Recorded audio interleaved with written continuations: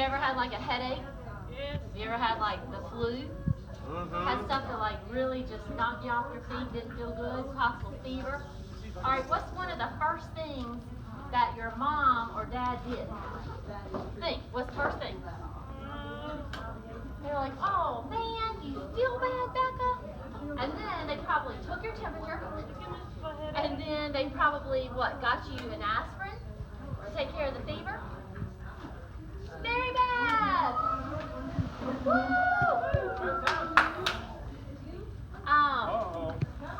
So they give you some over-the-counter medicine, right, Nathan? Nice. They give you some over-the-counter medicine, and then they take you to the doctor, right? And they try to get you to feel better, and then the doctor sends you home, right, to rest. And then, if you don't get better after the doctor tells you to go home and take your medicine, then where do they take you? Hospital. That's exactly right. Because they're going to do everything they can to make sure that you get better, right? They're gonna not go to work. They're gonna take off from work that day just to make sure that you're better, right? So today's story that I'm gonna tell you about is this man named Jairus and then this older woman. All right.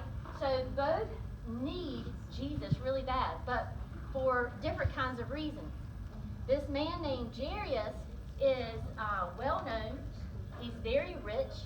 He looks over the synagogue, which is kind of like our churches here, and he is in charge. He's like the manager in charge. All right. He decides who's going to speak at the synagogue. He decides. He's like the president of all the elders. He is the boss man, right? So he's extremely wealthy. He has everything that he wants, everything that he needs. He's got plenty of money for plenty of doctors. They didn't really have specialists back then. But if you could buy a remedy, this man could afford it, right? And then the story is also about this woman. She was extremely poor. She had nothing because she had spent everything she had. All right? So Jairus has a daughter who's 12 years old. All right, nobody in here is 12. But he has a daughter that's 12 years old, and she is dying. And she needs help. Dad has spent money taking her to doctors. People have come over to his house to check on her, and she is just not getting any better. As a matter of fact, she's about to die. All right? She's going to die any minute. And this man is desperate. This father is desperate for help. Well, the woman also has been bleeding for 12 years. All right, they don't know if it's a tumor or just a girl thing, but she's been bleeding for 12 years nonstop. And because she's been bleeding on and on and on, people say that she's got like the cooties, right? Like they're crossing their fingers and like, don't come in here. They won't even let her in their synagogue, the church, because if anybody sits where she was sitting, they think they're going to be affected by her disease. They're going to catch whatever she has. So everybody's avoiding her. She can't even go out in public because they're like, no, go away. If we even look at you, we'll get whatever you got. All right, this woman is just stranded at home with her illness. All right, so Jesus is across the river of Galilee right now. Right, he's over there. He's ministering to people, and he already left where these people are.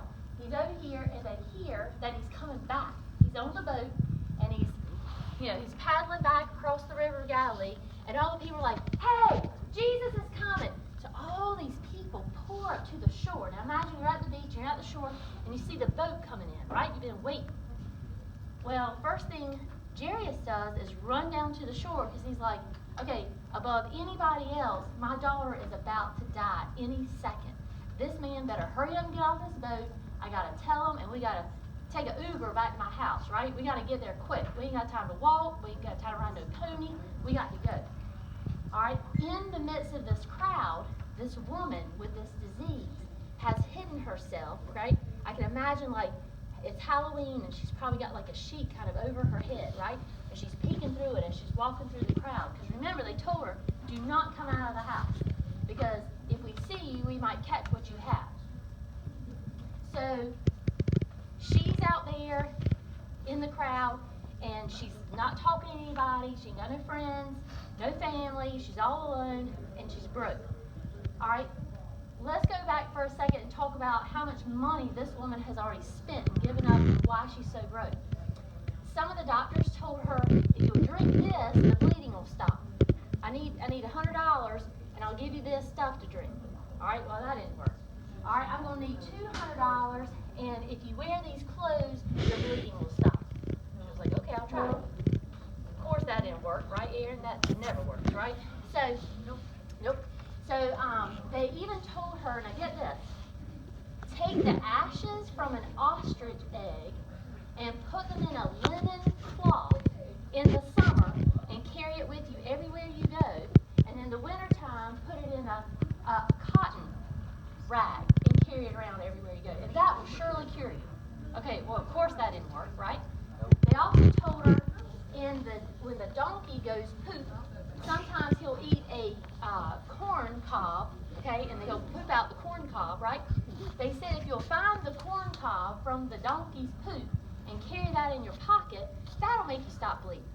Okay, well, after so many of these 11 trials of like the stupidest things you've ever heard in your life, of course now she's flat broke.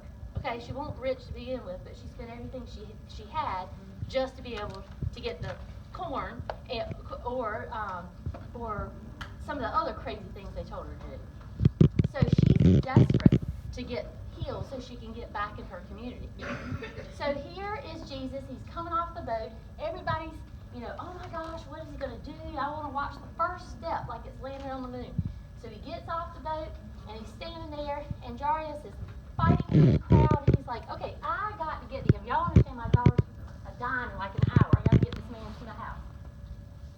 He says, Jesus, can you please, I am begging you with all I got.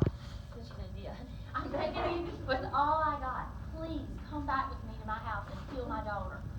Just touch my daughter. And he goes, okay, I'll come. Okay, so imagine there's hundreds of people. We're like at the fair, and there's hundreds of people, right, at the fair. You're trying to fight through the crowd to go get your, funnel cake. You know what that's like at the fair? There's a whole lot of people trying to get through. All right, and so they're fighting through the crowd, and Jairus is leading the way, and he keeps turning around. He's like, okay, it's this way. Come on. And of course, they're not going to hold hands. It's not kind of like that. So he just keeps looking back, and they keep walking, and he's like, okay, come on. Everybody step aside. Come on. So he's walking, and then he gets a little further, trying to push everybody to the side. And he turns around, and he's like, where in the world did Jesus go? He was following me. I'm in a hurry. We got to catch the Uber to get back to my house. And what is he doing? Talking to some woman. So what happened was, as they were fighting through the crowd, Jesus was walking, and all of a sudden, this lady touched the back of his garment, right? Right. Well, have you ever been swimming in the summer, and the lifeguard says, oh, there's lightning, everybody out of the pool? Does that ever happen? All right, why? Because if there's lightning and it hits the water, you don't even have to touch the lightning. It can be transferred through the water, and then it can strike you, right? Yeah. That's why they say get out of the pool. Yeah, the pool. Well, that must be what it felt like when Jesus was walking and he felt the electricity go out of his robe and into something else. So he stops and he turns around and he goes, who touched me? And this woman is frightened. She's like, oh, I finally touched him. That's all I want to do is I just want to touch his garment because I thought I'd be healed. But oh my God, he just called. Okay, it must feel like going to the principal's office when they call you. And they're like, Becca, to the principal's office. And you're like, oh man. Okay, so that's the way she felt. So she's kind of like hiding a little bit. Like, I did what I came to do, but I'm kind of scared because now he's kind of like calling me out. Now, don't you think Jesus knows who touched him? But of course, all the people around are like, dude, really? Like, everybody's touching you. We're walking through a crowd, we got hundreds of people, like everybody's like, hey, like he's, Michael Jackson walking through the thing, right? Everybody wants to touch him. If I can just touch Michael, I'll be famous too. Okay. So everybody's touching him, and the dudes are like, seriously, Jesus? You want to talk about this right now? You want to talk about who touched you? Really? Okay, well, Jesus knew who touched him, but he needed the woman to know that her faith healed her, and he wanted the miracle of what had happened to be told, right? He wanted everyone to realize because of her faith, she was healed. So she turns around, and he turns around, and he goes, woman, because of your faith, you are healed. All right, and you are now clean. You may go in peace now. All right, meaning that she's welcomed everywhere. She stopped bleeding immediately when she touched his garment. So the dude's like, oh my gosh, the Uber's gonna leave. We ain't got time for this talk. What are you doing? Lady, don't you know I had them first? I had, ice cream number 101. I was gonna be served next, and you like stepped in the way. So he's like, all right, can you come on? And Jesus is like, all right. Meanwhile, when he's trying to get Jesus to stop talking to her, his friends from the house come running up. They're like, dude, Jairus, don't even bother. It ain't worth it. Don't bother that teacher no more, because they called Jesus a teacher. Don't even bother him. Your daughter, she died. I'm so sorry. All right, she's dead. It's too late. Don't even ask for anything else. Just leave him alone. And Jesus overhears them tell him that she's dead. And Jesus says, she's not dead. She's asleep. That's exactly what happened, Brandy. They all started laughing, right? So Jesus looks at Jairus and says, don't believe them. Have faith. Everything will be all right, right? So they start getting in the Uber. They get there as quick as they can. They get inside. Now, guess what? Long time ago, the wealthier you were, you could buy people to come cry at your funeral. Is that not silly? Yeah. So he was so wealthy, he had people paid in the house to play a flute and like a little violin thing, a little sad music, and he had people paid to cry because his daughter had died. So Jesus comes up on the house, get out of the Uber, and they walk up there and they say, what in the world's going on here? Like, what is going on? And they're all up in there crying. They're all paid to cry. Jesus said, all right, out. And he goes, the girl's not dead. She's asleep. And they're like, you the silliest thing. I mean, we done took her apart. Now, they were just crying 2 seconds ago. But remember, they're paid. They're paid actors. So they were able to cut those tears off and immediately begin to laugh because Jesus said, she's not dead. Like, dude, she died an hour ago. We done took the pulse. We done written down the time of death. Like, we're preparing the funeral arrangements. What are you talking about? And he's like, you know what? Because you don't believe, can you just step outside? So he puts them outside and takes Peter, John, and James into the house, right?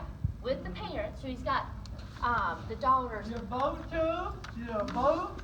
He's got his mama, his daddy of the daughter, and then the 3 disciples, right? And they're standing around the bed. Now imagine, here's a girl who's already been pronounced dead, laying in the bed like this. And you got mom and dad, and they're scared to death because they know technically she's dead, but Jesus said she's asleep, right? And you got the 3 disciples in there. And Jesus looks at her, and you know what he says? He says something so strange I gotta look at my notes. It's called Talitha Kumi. Talitha Kumi. Say that. Talitha Kumi. That means get up, little girl. Get up. Get up, little girl. All right? He takes her hand, holds it up, and says, Talitha Kumi. And immediately she wakes up and starts walking. All right? She didn't even need to go to physical therapy. What's up with that? I'm just saying. I mean, who ain't got to go to the physical therapist? So she gets up and walks. And you know what he says? She may want something to eat, guys. Can you go get her something to eat? Can you believe that? That happened just like that. And that And you know what? Jesus told Jairus not to tell anyone about the miracle that had happened inside his house. But yet the woman was allowed to tell about her miracle. It would have sabotaged Jesus' events of what was going on if he was started raising everybody from the dead. Can you imagine how many people would be in line being like, hey, my mama died, my daddy died, my dog died, my sheep died. It would like mess things up. So he wanted people to see that the woman got healed, but Mark tells us later, Mark, Matthew, and Luke write it in their gospel about this story about what had happened. So we found out about it later. But isn't that cool? So no matter what your need is, if it's, none of y'all have finances, but some of us in the room do. So if you got finance problem or you got girlfriend, boyfriend problem, problem, or you got friendship problem, or you got bad grades problem. It doesn't matter if you got a fever problem. You need Jesus, and all he wants you to do is ask him for help. And if you ask him, he will help you. It may not come in the sequence of events that you want it to come in. Sometimes you're like, Lord, if you could just get me out of this problem, that's all I want. Well, guess what? He's going to help you out of that problem, but it may not look like the way you want it to be because it's on his time, and he may be working on greater things to fix. You know what I'm saying? Instead of just that one problem. All right. So let's pray. All right. Dear Father, we are thankful for the love that you have for your children. Help us, your children, to remember that all things are possible if we believe and trust in you. In Jesus' name, amen. All right.